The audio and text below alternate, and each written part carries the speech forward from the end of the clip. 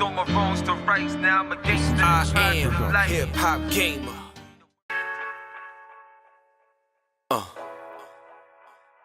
One time, HipHopGamer, Hot 97.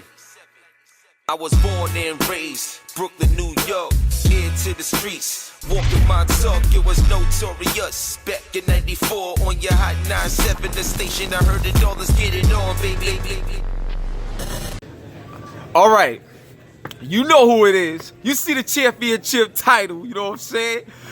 My dude Rich is rich. I'm gonna tell you why right now. You see that right there? Shadow of Tomb Raider? Shadow of the Tomb Raider? That's why he's rich right now. First off, the first word I want to tell you is tsunami. That's the first thing I want to say. Dude, what are y'all doing? Like in this game, like y'all taking it to the next level. We have to. You was not lying when I saw you during the Comic-Con. You was not lying. So first, let's go right to it, man. What's the biggest thing that you could tell fans right now that they're gonna experience when they get their hands on Shadow of the Tomb Raider September 14th? The biggest part about Shadow of the Tomb Raider is that this is Lara Croft's defining moment. We have to take the stakes across the board up. This is the culmination of everything that's come before it. This is Lara Croft in the deadliest place on Earth. She's got to survive in the jungle. This is the tombs, more terrifying than you've ever seen them, filled with brutal traps. This is underwater survival. You're battling for oxygen. This is a living culture. This is Lara racing against the Maya apocalypse. So the stakes are higher than ever been, Gerard. We gotta take it up to 11 on this one. This is crazy. So I gotta ask you this, man. Will there be, and I'm telling you, y'all should do this. Like, really listen to me when I tell you this. Y'all should have like a weapons pack or like a combat pack that y'all add to DLC or something for Lara Croft. I'm gonna tell you why. She looked like she could kill Ronda Rousey right now, son. She looked like she would beat every female in UFC right now. Cyborg would get killed right now the way she looks in this game. Like, talk to me about the reason why y'all changed her look, and because she looks way stronger, bro. What's up? You know what? And it's because you're such a big fan that you noticed that, and I'm glad you did. So thank you. This is Lara. You can see that she has been through so much. She is different in her body type. She is different in her attitude. This is the most capable, most confident version of Lara Croft ever. She has to be. She has lost so much up until now. She has sacrificed so much that now she is at the height of her skills. And she has to take it to the utmost extreme measures in order to stop Trinity. So yes, she is tougher than she's ever been. She is stronger. And she's mentally more conflicted than she's ever been before. Now, I like that you said mentally conflicted, because I'm kind of conflicted from playing what I played. I'm gonna tell you why. And shout out. Wait, what's the lady's name that wrote the game? That's Jill Murray. Jill Murray. I love you, Jill Murray, wherever she's at. I love her. Like, she is amazing. So I'm gonna tell you right now, yo. It seems like Lara Croft doesn't seem like the good person in this game. It seems like there's a dark side. Can you go deeper? What's up? Absolutely. This is Lara Croft, who has had so much taken away from her by Trinity.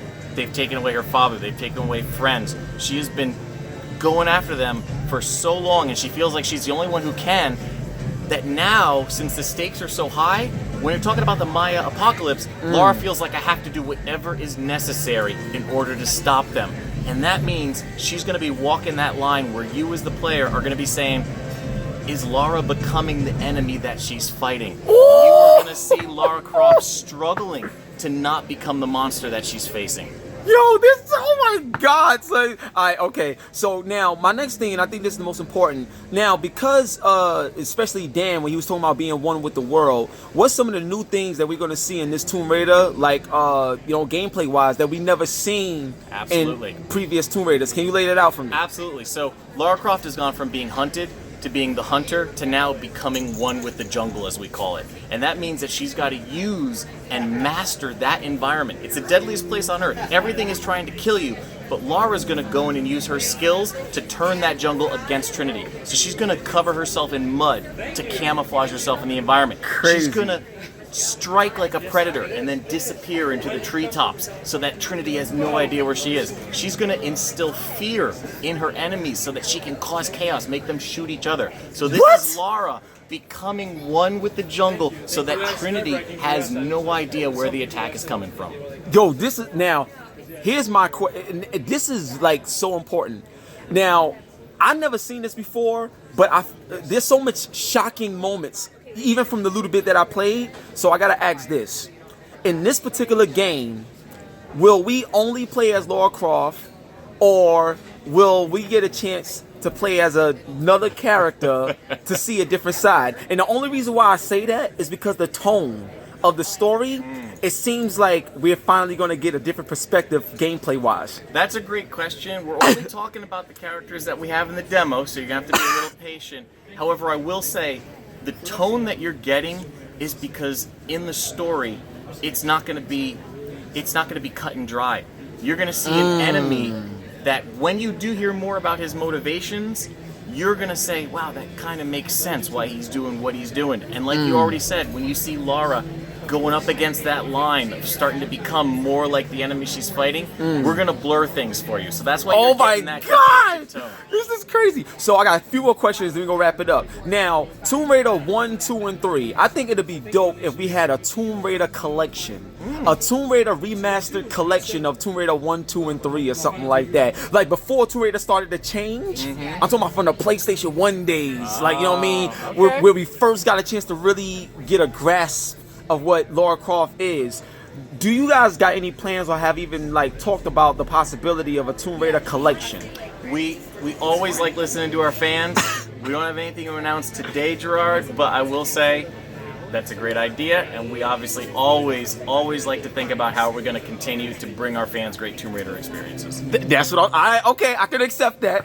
You know what? I'm gonna tell you something about Rich real quick. I gotta tell you this, right? Rich is the kind of person that he'll tell you something and he throw a smile on his face and it's just all okay. I can't even grill him. You know what I'm saying? I can't even grill you. All right, okay. So I got two. I got two more questions. And then we're going to wrap it up, man. So now this question I think is more of a personal question, right?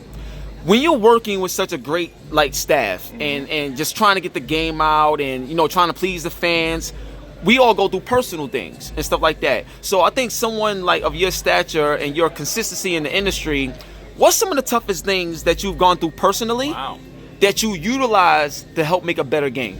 You know what? That's the first time I've ever been asked that question. So that's a really great question, Gerard. Well, I love you, bro. Come on, Rich. You already know what it is with me, you man. Know what it is? I think we all have that inner voice. So speaking personally, but I think a lot of people can relate to this. You've got that inner voice, and it tells you different things at different times.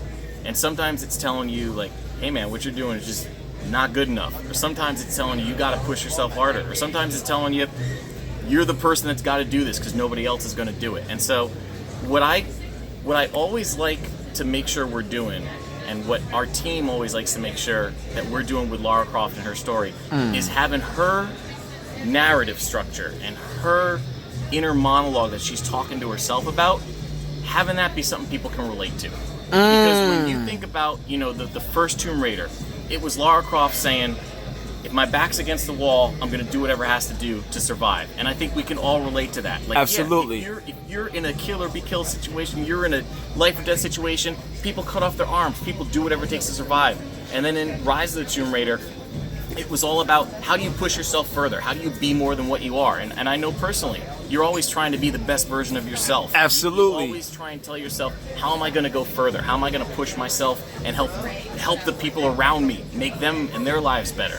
And then in Shadow of the Tomb Raider, it's that internal conflict of how do I make sure that the balance between personal sacrifice and doing what I think is right, but always having that danger of crossing the line. Like, that's the thing that's always drawn Lara back. So I think you look at that of like, how far will you push yourself for what you think is right? Do the ends justify the means? All those types of questions are things that we like to make as relatable as possible. Wow, man, I love it. For the final question, bro, will we ever get a chance to see Lara Croft in our pockets with Nintendo Switch? Wow. Well, you know what? That's another great question. Today, we are focused on the Xbox One, the PlayStation 4, and the PC launch. We don't have anything to announce about other platforms just yet. All right, cool. I just had to throw that out there because there's people that'll hurt me if I didn't ask that question. So look, one love and God bless. This is my boy Rich. Always a pleasure, man. I love you Same from the here. bottom of my heart. God bless you, man. Tomb Raider, September 14th. And you guys got a battle on your hands because it's Tomb Raider versus Spider-Man right now. That's what it's looking like, man. Well, Let's get it. You know what? We got some great love for that game. That Spider-Man game is looking amazing. So Yeah, man, I can't- I think there's room for both of us in September. Hell yeah, there's room for both because I'm gonna have it all. You got the skyscrapers and you got the tombs, right? You already. Oh, I like the way you did that. I like that. That's what I'm talking about. So look, man, we out of here, man. One love and God bless the one and only hip hop gamer, Hot 97 gangster, Logitech G. Spin the belt for me one time, son. Let's get it, and we out of here. Tomb Raider, September 14th. Peace. Yo, listen, man. One love and God bless. Thank y'all for the support. We got game. Hope y'all enjoy the show. See y'all next week on your Hot 97 every day. That's my word. Hip Hop Gamer. We out. I was born and raised Brooklyn, New York.